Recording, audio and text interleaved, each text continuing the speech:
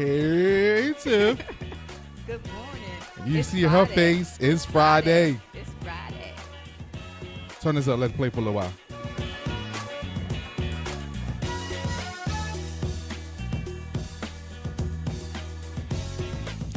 Oh, it is a real estate Friday. Welcome one, welcome all.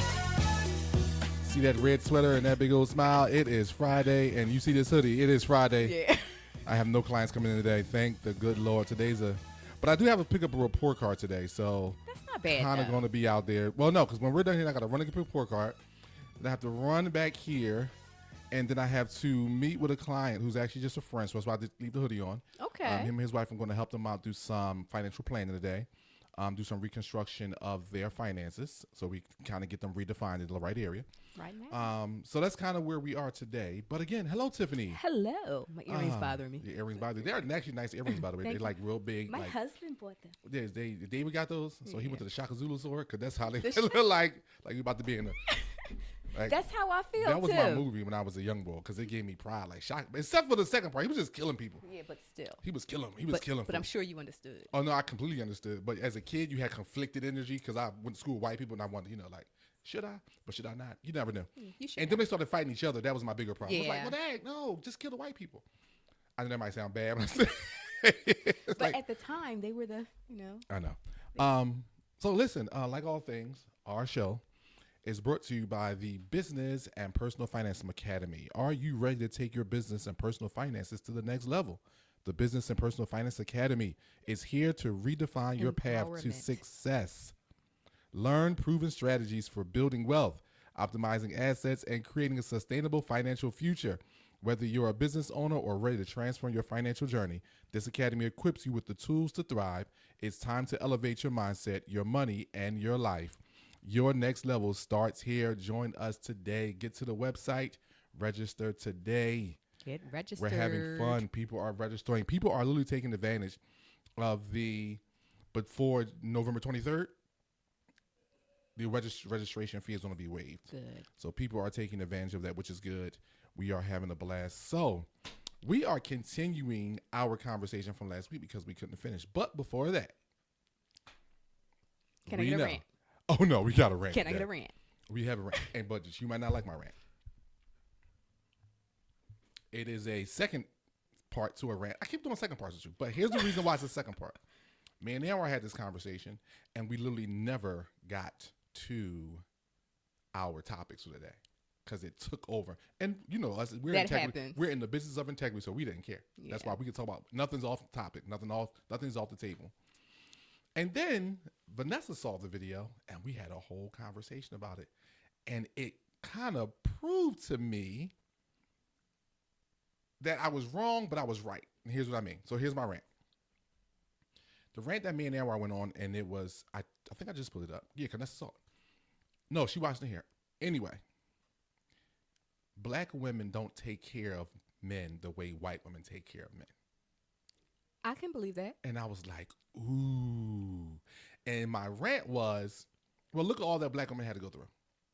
Look at all that we have gone through. And it's not from just internal as far as in our own culture and in our own ethnicity, but what they had to endure from outside of our culture and our ethnicity. And the conversation that Nessa and I had was more of a conversation of why. Okay. And I found her, which is normal. She's a black woman. It's my wife, and it's cool. I found her defending black women. But the thing that I had to slow down when we were talking was I felt like you didn't have to. Because I think some of it is true. But I think some of it is true because of the value systems that we're raised with. The treatment of our black women is why they have some of the values that they have as far as get yours. Yeah. And the mindset of men today. So all those things work against a black woman and not necessarily a white woman or any other ethnic group of women. And I think that's where my rant comes from, which is more now it's turning into conversations. I miss my rants, but this was a really heavy topic for us. Yeah. We're having a conversation about it. Prime example. How many women are coming out, they're buying their own houses? You're a realtor, so let's kind of keep it in that space. Most of my clients Single black women. You get a lot of women, right? Yeah. And I think the thing is, part of it is what we hear and what has been said, which is you don't need no man. And a lot of times it's because men aren't taught and men aren't given a fair shake. This topic is so complex. It really is. It's not There's just so the many simple different things, right? Yeah. Because one of the things I was telling Nessa was, as a man, it's a recycled energy. My father's around now. And my father was around when I was a kid. He was a functional addict, but he was around. My mother was very bitter when we were younger. And I was the recipient of her bitterness. I was the youngest at the time. So when we would go to the market, all I had to do was ask, Mom, can I have some candy? Candy was a penny when we were kids. Like, my mother would give me a whole speech about, no, if your father don't make home, if you don't bring the money home, like she would go through it, and I would have to kind of receive all of that, and it would get me to be like, I ain't asking for nothing. Yeah. So that's how I kind of grew up. But then the flip side of it was, you have my brother, whose father, the tale was, didn't want to be bothered with him. That was what we were told. But at this point in life, I don't know how true that was. Okay. It could have been true. And the reason why I say I don't know, my brother may know, my mother may know. I don't know. Because I know other men who wanted their children, couldn't get them. Yeah. And so now let's think about it like this. There's a scorned, hurt woman. There's a child in between. The child's a male. You give this male no access to his parent, his father. You're raising this male by yourself as a woman. So I think we have to kind of have a conversation on a couple of fronts that women, single mothers, depending on your actions and what you're pouring into your sons, you're creating the problem. I agree. Because you're sending them out there with a mindset, don't trust no women. But it's like, but they got to trust you because you're a woman. And then when they get old, they look at you and go, but you're a woman, Mom. You hear it. You hear men, I don't trust no woman but my mother. This dude got wife, kids, daughters. You like, you don't trust none of these women? No, nobody but my mother. Because it was ingrained in them when they were children. But why is that particular message ingrained in them? Don't trust no woman. If in that situation, the mother is saying that the problem might be the father. You waiting for me to answer that? I'm not Yes. a woman. I'm not a woman. I couldn't tell you. It doesn't make sense to me. It doesn't. Listen, now you're preaching to the choir. It doesn't. But doesn't it happen? See, I'm not a woman. I can't answer that. Well, see, I think that something else is going on there. Possibly. Because watch this. I am blessed that Isaiah was a boy. Because, he's not Vanessa's biological son. If he was a girl, I know he would be different. He was a mama's boy for years. His mother talked bad. His mother told me, never forget it. He had to be like 8. Yes, maybe 9. Because it was Mickel's second, he was 10, I guess, whenever. But it's Mickel's second birthday, and Mickel's birthday's on Christmas. Isaiah's home for Christmas. Mm-hmm. But me being who I am, I would say, listen, let him stay at your house. I would always let Zay stay Christmas Eve at his mom's house, and I would go pick him up. Well, one Christmas, I called, hey, I'm on the way to get Zay. Isaiah said he doesn't want to come. What 10-year-old don't want gifts everywhere? Yeah. I never. Double Christmas? Like, come on. I never even questioned the fact what she said. I said, listen, do me a favor, have my son ready by the time I get home, by the time I get there, or, me and the authorities will be there. And it was just that simple for me, because, I got paperwork. Like, yeah. I'm not the dumb dude. I got paperwork. And I was being the nice guy. I was being the nice parent, the good parent. She called me back. I'm ranting all this stuff. Then she calls Vanessa's phone. I'm in the shower. I was like, Vanessa, hang that damn phone up. But long story short, I get to the house. Isaiah come out. Hey, Dad. He runs to the car, jump in. He waiting for me. Yeah. I'm standing there with the dumb look because I'm ready to have a conversation. So I have a conversation with the step pop. I'm like, yo, what's up? He's like, what you mean? I'm like, Lauren told me he was crying. Her husband was like, no, he wasn't. But this is the mindset of women. So now just imagine if he was a girl. The stuff that he would believe because he'd been a she, and that's my mom. So I'm closer to my mother because I'm a girl. Yeah.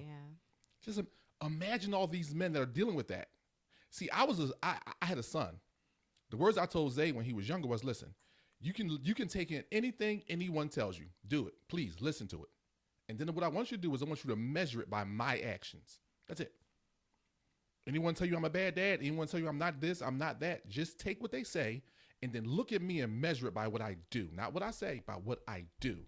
That flipped him from being a mama's boy. She's a straight man. Like, he's 20 feet doing his thing. He called me dad. I need to handle this. He called me for everything. But why? Because I didn't try to get him to look at his mother or anyone else as bad. I told him, whatever you heard about me, measure it by what I'm doing. And that's all you had to do. But a lot of men don't get that opportunity. Yeah. But now, it's another side to this. Men aren't doing their job. They complain about a woman. Oh my God, she won't let me get my child. You have rights. Go to court. I ain't going to court. No. Okay, well then that's your problem. I ain't got to do with that. The moment you make an excuse of why you can't or why you have not, that's on you. I don't care anymore. But that's the reality of it. And that's why I say this is such a multifaceted problem. But truth be told, now let's shrink it. Okay? Let's just shrink it. Let's shrink it to married women, black and white, married to a black man. Let's just shrink it now. Because I hate this narrative.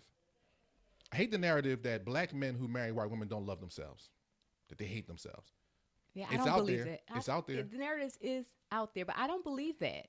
I know it's not true. Because I think a lot of black men who, well, first of all, I don't believe in race. I think it's one race. We're humans. Okay? Last time I checked, this is melanin that made me this dark. Someone else who's light skinned has less melanin than me. A white person, an Asian person, they have less melanin than me. And then that ethnicity is based on their part of the world where they came from. Okay? Like, truth be told, I hate the term African American. I don't even say it. I hate it. I wish politicians would stop saying it. I wish people would take a lesson in history, because a person who comes from South Africa can be white as Charlize Theron. She's a white woman. Yeah. She's from South Africa, but she's white. Why? She's African American. I don't get that. That's another rant for another day. Yeah, but I hear you. Right? So I don't use that term. But let's shrink it. Is it a truth that black women who are married to black men don't take care of their husbands as good as a white woman married to that same black man? I think it's situational, but I see how the narrative came about. Mm-hmm. And it's really because a lot of the rhetoric that's out there. I believe that for me, myself, my husband tells me I'm a good wife. I believe I can be better. But do you do better? I do. I like, there are specific things that I see and I say to myself, oh, Tifphani, you really could have done that better. And actually what I'm doing is learning from him. All right, see, I can't use y'all because now you're becoming the exception, not the rule.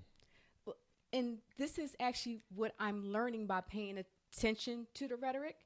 My family dynamic is so different. Right. My mother and father were not together. So for a long time, I was being raised by a single mother. My mother got married. My father got married. Later on, right, everybody got along. Got along to the point where my paternal grandfather referred to my stepfather when talking to me, your dad was here today, because my stepfather visited my paternal grandfather. So I'm often amazed when I hear people say, black men are this, black men are that. I'm like, not the black man I know. Maybe you need to move. That's generational. Okay. And the reason why I say that's generational, and I don't know where that breakdown happened, but here's why I say that's generational. Because that happened in my family. My grandfather and both my grandparents married different people. Both my parents were married or were raised by stepfathers, but they called them fathers. I actually grew up. My grandfathers, who was my support system, they are literally my parents' stepfathers.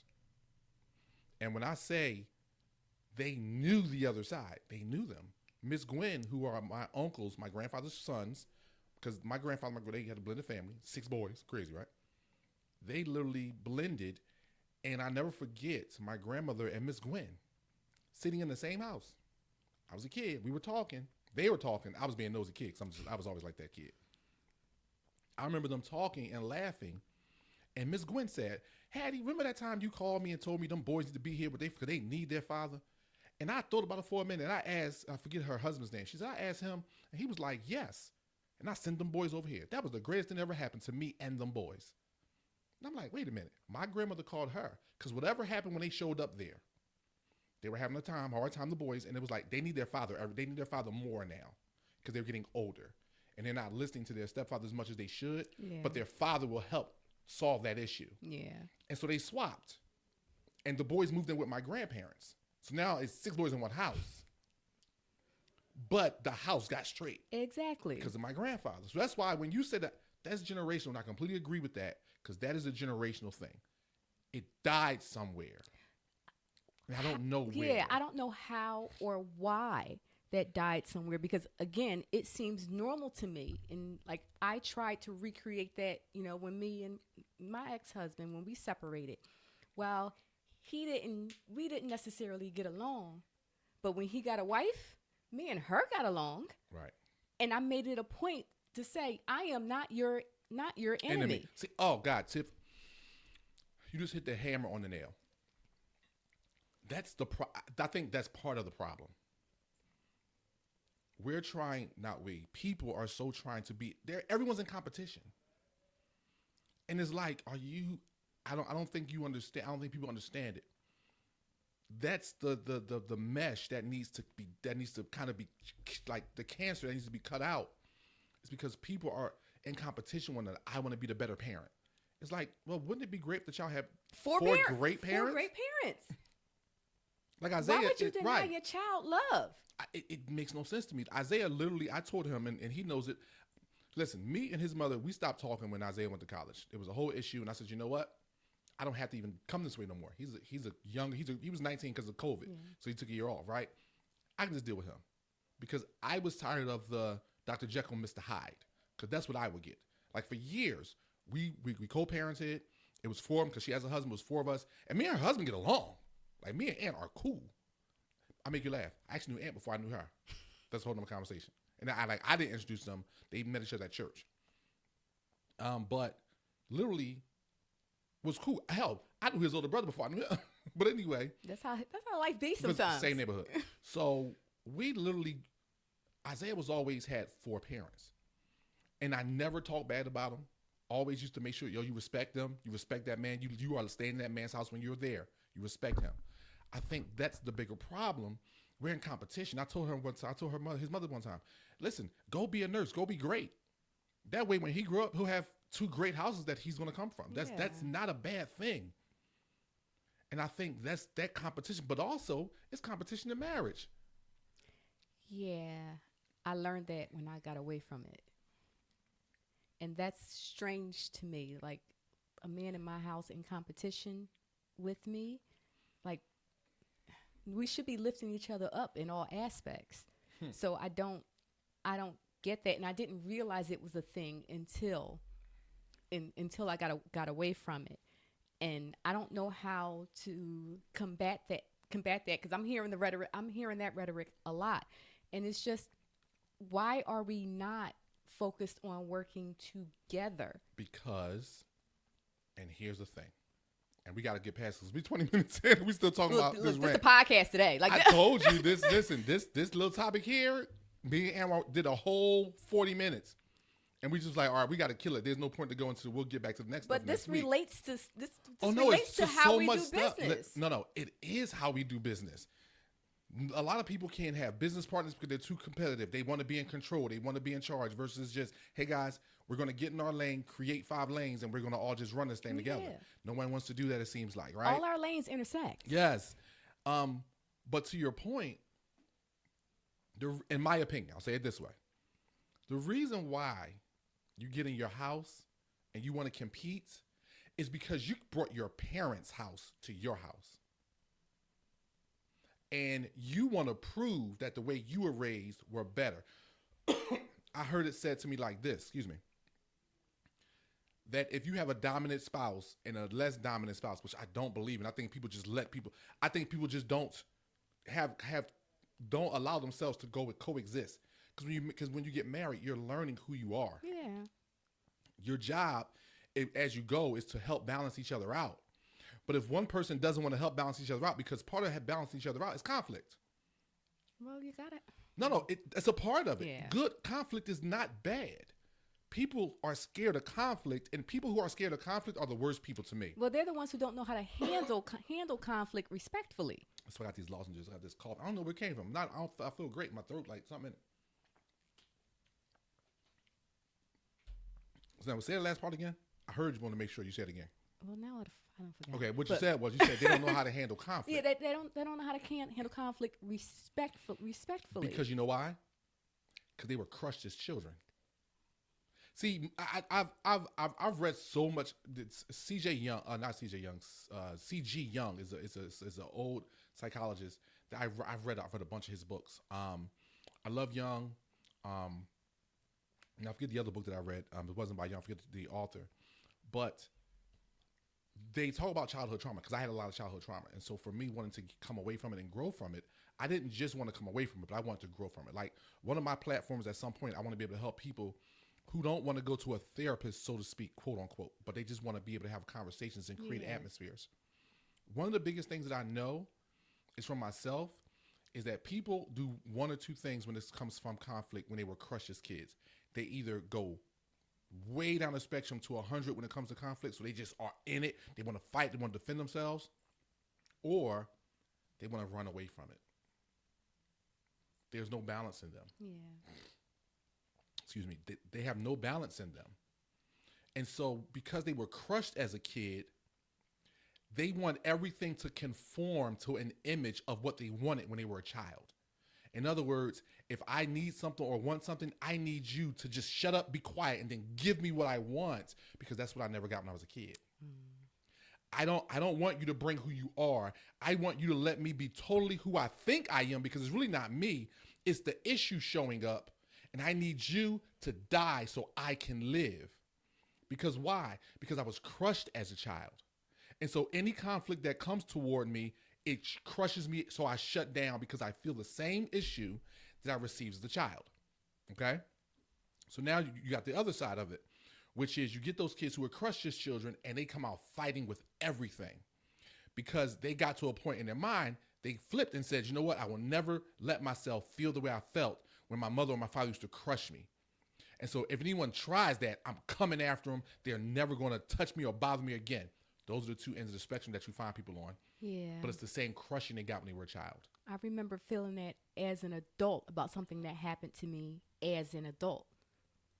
And like as a child, I didn't have a traumatic childhood. Right. It was love all around, like right. I was in the hood, but I had one of those types of childhood. Right. It was, in my like opinion, you were close enough to see poor, but you wasn't poor. we was poor, but we ain't know it. No, y'all were broke. It's Oh, different. okay. Y'all see, Yeah. it's different. See, poor is a mindset. Like I said, you were close enough to see poor, but you wasn't poor. Y'all were just like temporary out of cash every so often. Yeah, but I grew up in a loving environment, and I was free to say, pretty much free to say whatever I had to say. That's why I need to be slapped now. So tired of talking. Because I'm coming back. You yelled at me last night. That's what it is. I'm coming back. And then you say, I didn't yell at you. But You I did. got into a situation as an adult where I wasn't being heard. So I just stopped talking. Like just completely, I just stopped talking. And initially it was me, rah, rah, rah, rah, rah. And then when I realized it wasn't being heard anyway. Right. So I'm just going to do me and not talking. And so I kind of lost the ability to communicate in my home. In the outside world, I was fine. Well, I would challenge you and say this. Did you lose the ability to communicate in your home, or did you not find the right way to communicate in your home? And here's what I mean. A lot of times we will do that because what you just said makes sense to this point, and it goes back to Young. So I read too many damn books about Young, right? One of the dynamics is this: you had that atmosphere in your house where you could just come and you could talk, and it worked. So that's the only approach you've ever taken, because that's the only approach you've ever known. Yeah. And because of that, you've never even thought to educate yourself on another way of communicating, because this way always worked. It worked in my house. It worked with my parents. It worked with my grandparents. It worked with everyone. It worked with my siblings. So now you get married, and it's like, why isn't it working? But you must learn another way to communicate. It goes back to what love truly is, right? Most people think love is this feeling, this emotion. That's why I always ask people, I say, when was the day? Give me the date and the time you fell in love with your spouse. And people look at me crazy because you don't know. Because you didn't fall in love with love. You fell in love with their consistency. But here's what they were doing consistently. They were giving you what you needed. Because that's what love is. Yeah. Love is when I give you what you need, right? And so from that standpoint and from that understanding, you were given the communication of love the way you received it. And that's the way you were giving it. But maybe that wasn't the way that he could receive it. And because that wasn't the way he could receive it, you were like, well, you're not hearing me. You're not listening to me. But it was like, but is that the way he receives? Because love can't be, I can't give it to you the way I want you to receive it. I have to find out how you receive it. Yeah. It goes back to like an old time receiver, UHF, VHS, on a radio. I can't tap into these signals if I don't have the right signal. Right. But I have to find the receiver where the signal is receiving it. And if I don't find that, then I'm gonna just give up. And that's what happens. That's what I find happens to a lot of people. We see what we've done and we see all of this work and knowledge of it in our past. And we go, well, I know it works because look, all the evidence I have. But what we have to do is look at their past and go, how did you learn? How do you communicate? How do you receive? And if we don't take that step, then sometimes we wind up, like you said, shutting down because I've done it. So I'm not saying this like Tifphani, you bad. No, it's just what happens. I've done it, but what I've also did was, and I believe this is one of the reasons why me and Vanessa are still married, because like all things, I think every marriage comes to the point of divorce. You might not say it, you might not talk about it, but I think everyone gets to that doorstep. What I did was I stopped worrying about her and started focusing on me to this nature. Can I become strong enough to give her what she needs, even though she can't give me what I need yet? Because I'm a husband. Yeah. And so I am her sacrifice. And there are some things that I feel that as a husband, I need to die to myself. Not so much stop being who I am, but stop trying to give her what she needs from me the way I want her to receive it, and find out how she needs to receive it and learn that for a time, knowing, because my knowing must be there first. She can't give me what I need right now because she's unhealthy. And I'm unhealthy. So I had to somebody got to get healthy first. And I think that is where we are in our community when it comes to black people, black men being treated. Look at this full circle. Black men being taken care of by white women versus black men being taken care of by black women. Because I think white women have heard this from their mothers so often. You got to learn that man. You got to learn how they work. You got to learn how they operate. You got to get into their mindset. You got to learn them. And then when you learn them, but then here's the caveat, I would tell people, now you can control them because that's what white women want. See, a lot of black women don't want that end game. Black women want the reciprocal love that's where we're working together. Yeah. And it's not all white women because I don't know all of them, but I know the experiences that I've had. Never married one, but I know homies, and I have, they get to a point where they're like, she just control everything I do, bro. Like, yeah, because she learned you. So she know how to push your buttons as far as getting you to move for her behalf. Getting you to move and do what she wants. She knows because she was taught that way. We weren't taught that way. And so I think that dynamic changes how we go about things. And I think it is hard for a lot of people because, again, that competition of I want to bring what I learned in my house because this is how I believe is right. And I think there it is like everybody thinks the way they grew up was right. But here's the thing. The way you grew up was right. For your parents. For that house.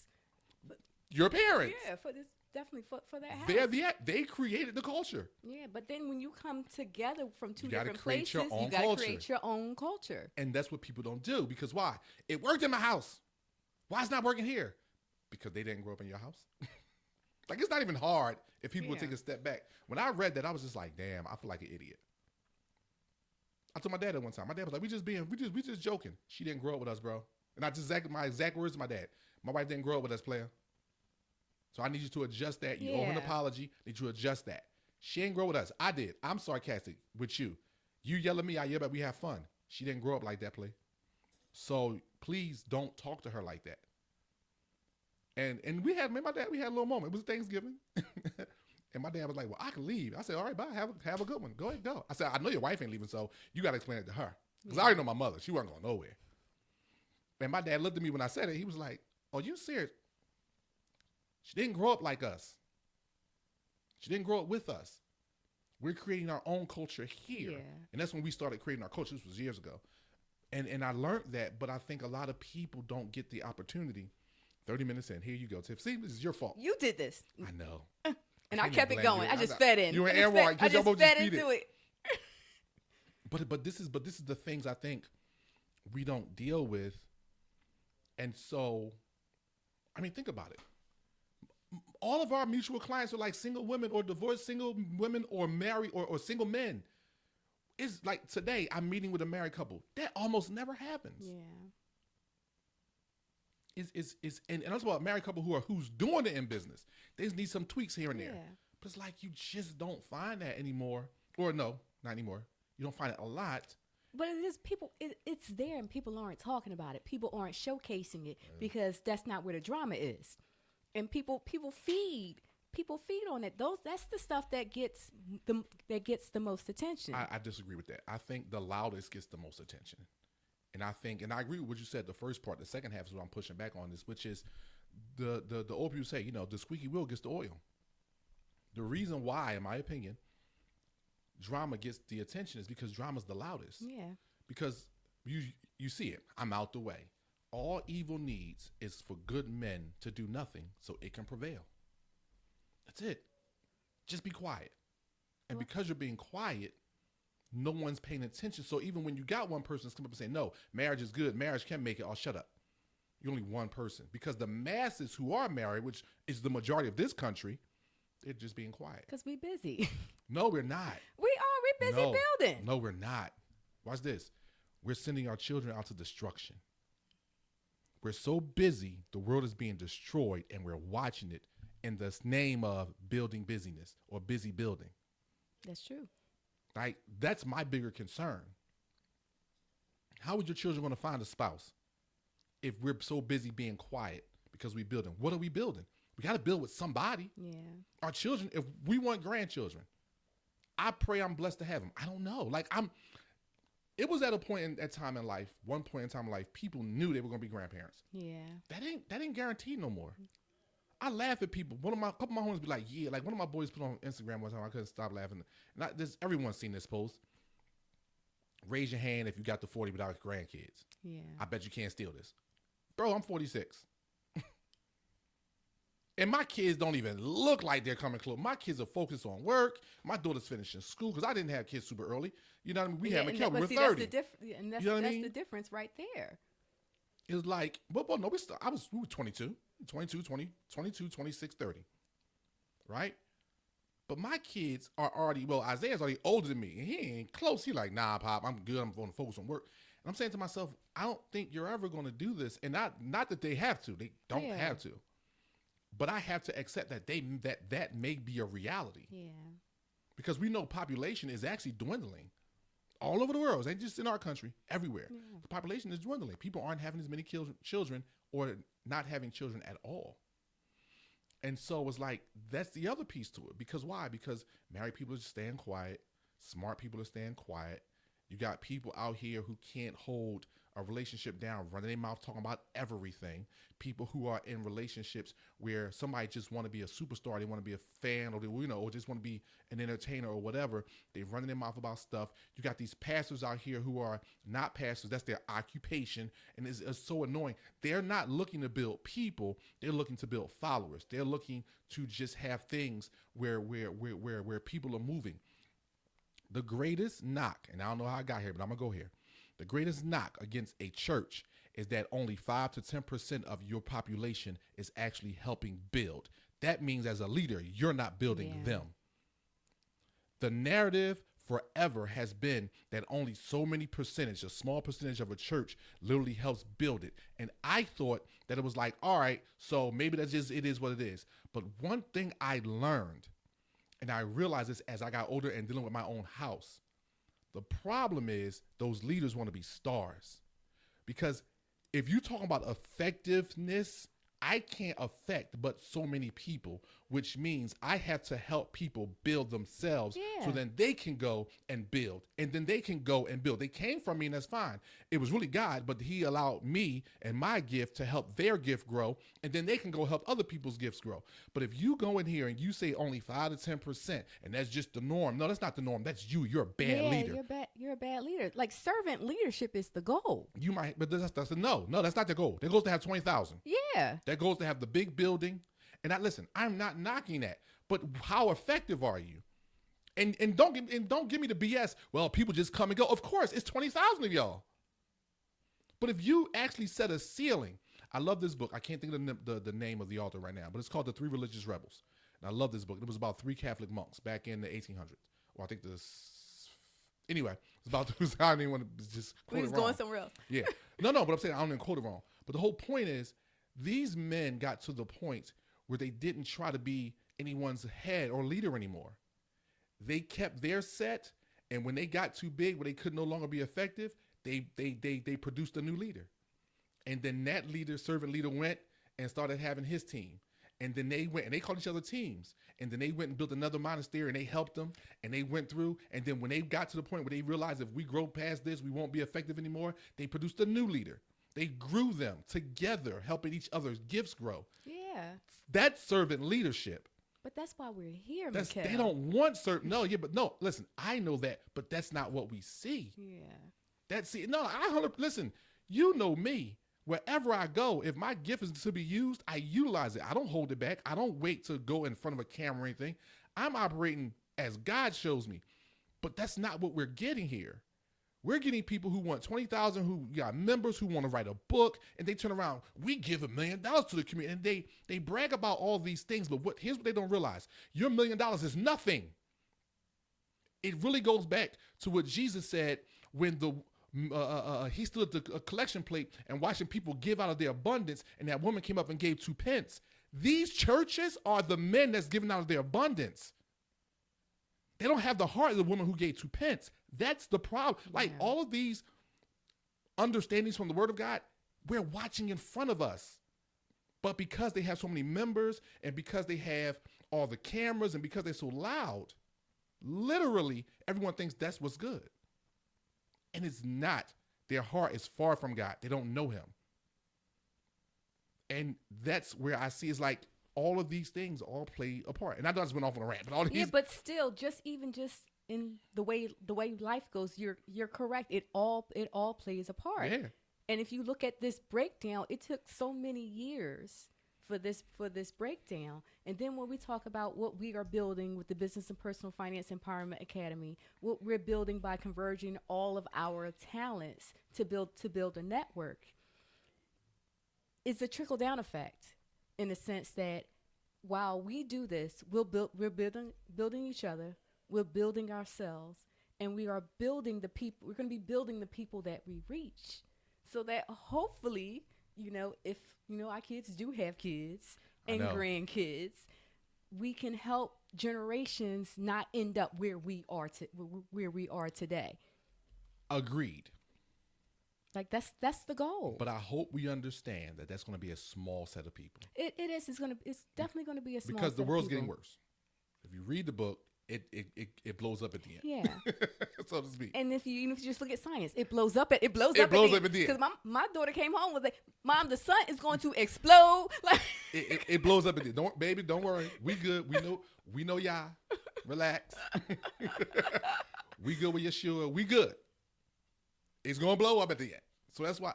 But that's we were supposed to get to navigating the housing market post-pandemic. Now navigating the world post-apocalypse. No. Okay, I don't want to be here post-apocalypse. She just killed us all, people. Tiff just killed us all. But no, this is what happened. And this is why, I knew, and this might sound crazy. Me and Amber was like, after we had finished filming, I said, I got to finish this out because it's a great conversation to have, but I want to have it with a woman. And yesterday we interviewed Angenique from Unique Dreams, and I didn't want to have a conversation with her because we were here to interview her about her nonprofit, which we did, and it was a great day. Yeah, it was a great interview. Oh, you saw it? Yes. Oh, duh, you saw it. Of course, I sent it to you. But today I knew I could have this conversation with you, and I wanted to just finish it. I didn't think it was going to turn to all this. I really didn't. I never think it's going to turn to all this. That's why we always have our topics. I am professional, people. We have topics written down. We're going to get there. Not today. But Yeah, one day, right? Exactly. I know because I got programs to pick up. But that's the thing. It's like these are things that are not happening. Like every time I hear anyone use this term and they associate it to other people, I just kind of just lose it. When I say lose it, like I get a little disappointed in them, and that's if I could for you, and it's like no, I can't. I have to become what I want anybody to be. Exactly. But people don't want that. Like I had someone close to me get upset with me because I said, you want your daughter to grow? You need to become what she's not. You need to become what you want her to be. They looked at me like I lost my damn mind. And I'm saying to myself, there is no other way. Yeah. There is no other way. We have to grow from our own childhood issues, and they are issues. We have them. That's okay. But we can grow. We can heal. We can learn. And there's a million different ways to do it. You can go therapy. You can get a group therapy. You can have like whatever it is that you believe you need to heal. You need to do it. If you're talking about becoming the person you want your children to become, becoming the person you want your spouse to be able to have balance and grow with, this stuff, and don't get me wrong, it ain't easy. No, it's not. And you just got to be willing to deal with it and accept that you have this, you have this in you, and be willing to do something different. And there is the coin flip. You got to be willing. Are you willing You got to be willing to do something different. But that's the coin flip. And at the end of the day, I know for myself, I will do more for somebody else than I will for myself. So as much as I love myself, when I try to improve myself, when I make improvements, when I make the decision to make improvements, it's not, yes, it's for me, but it's really for them because it's what I want them to see. Listen, we're on the same page with that. I literally fight myself to not be the first thought. Yeah. And I tell her, don't let your first thought be your last thought. Your first thought is normally full of you. But that's okay, because there's nothing you can do about that. But just don't let it be your last thought. Yeah. Most of us, like, I literally had a conversation with my brother. It's my mom. I had a conversation with my brother. Me and him were talking. And he said something, and I just stopped and looked at him. Because my first thought would have just made us argue because it was a harsh thought. But then I just sat back and I thought about it, and I tried to look at it because we grew up in the same house with the same two people, but we grew up differently. Yeah. And I sat back and I looked at him for a second. And as I thought about him, not me, I thought about him and what he possibly saw and how he possibly saw it. I looked at him, I said, you know what, bro? Tell me more about that. And he was like, what you mean? I said, let's be real. We grew up in the same house, but we grew up differently. So tell me, how was your perspective on that? Because in order for me to really understand and see where you're coming from and possibly even have compassion, I need to hear your story. Yeah. And he went in, and I'm looking at him like, wow. Because I think part of me and him, I've never given him that space. He's never given me that space. We always end with, we grew up together. They crazy. No, let's start we're adults now. You tickling 50, player. I tell him, you tickling 50. All right, you know what I mean? You and 50 are having fun because he'll be 50 soon. And it's like, what does that look like from your perspective, not from mine? But that's the thing. I think the coin flip, like I said earlier, is people have to make up in their mind that I'm going to be what I want you to become, but at the expense of not receiving anything from you. Because that's the other thing. When you do that, you have to go in knowing that I might not get anything in return. Yeah. But you have to be okay with that. See, you're saying, yeah, and I know I'm because saying I'm okay with that. I always. But a lot of people aren't okay with that. A lot of people want reciprocation, tick for tat, back and forth. A lot of people, in the name of being heard, they'll destroy a person. No, my one thing that I've always felt was in me is that my love for you is not dependent upon your love for me. Yeah, that's very true. That just is. And I learned that about myself, and it helped me to not be hurt by everything. Right. Because I'm just like, I don't need you to love me for me to love you. And again, love is just not an emotion, it's an action. So it's just like, I'm going to do right regardless of what you're doing. Yeah. Tiffany, how did we get here today? You did it. 44 minutes of wonderful. I mean, this was a good conversation. It's like we're almost going in. We're getting close to an hour. This was Integrity's business today. We dealt with the business of integrity. This was good today. I mean, very good. And this will be the last time I bring this up, unless somebody else sees this and comes back on. Someone wants to come and interview and talk about it. But I guess for me, I'm tired of the people who keep talking as if they got it together. Yeah, because most of us It's don't. like, None of us do. Because we're oh, evolving. No. I got it together. You're still evolving, sir. Here's what I'm saying. Here's what I mean when I say I got it together. I've already accepted the fact that certain glasses I have on, I can't take off. Yeah. See, when I say a person got it together, I ain't talking about perfection. I don't care about that. I'm talking about they have a complete understanding of what it takes. Okay, yes. That's having it together. I like that. It is, because think about it. No, I'm literally sin-filled man, but I'm 100% sin-filled, 100% spirit-filled, because literally I'm a believer. So with that being said, I literally need to have a complete understanding of what it takes. Now, I might not do what it takes all the time, but I have a complete understanding of what it takes. That's why I don't think about divorce anymore. Because it was once upon I thought about that. But I don't think about it no more. Because why? Because once I found and learned what it takes to be married, it was like, okay, do you want to do that or not? Yeah. Like I tell people all the time, I'm not committed to my marriage. I'm committed to the covenant of marriage. Okay. Which commits me to my marriage. And my children and everyone else who I meet, they're married. Why? Because I'm committed to the covenant of marriage. That's what I value over everything. And so being able to value that first allows me to honor my wife, honor my children, be their sacrifice. So listen, this was Integrity's business. Y'all hear the music. It's time for us to get out of here because we got stuff to do today. Yes, it's Friday. This was a very good Friday. Listen, people, like all things, they're brought to you by that Business and Personal and Finance Empowerment Academy. Get to our website, vismfc.com, and get registered. Any last words, Tiff? No, happy Friday. Have a great weekend. People, like I always say, get informed, and get informed. All right. Well, Tiff, have a good one. Yeah.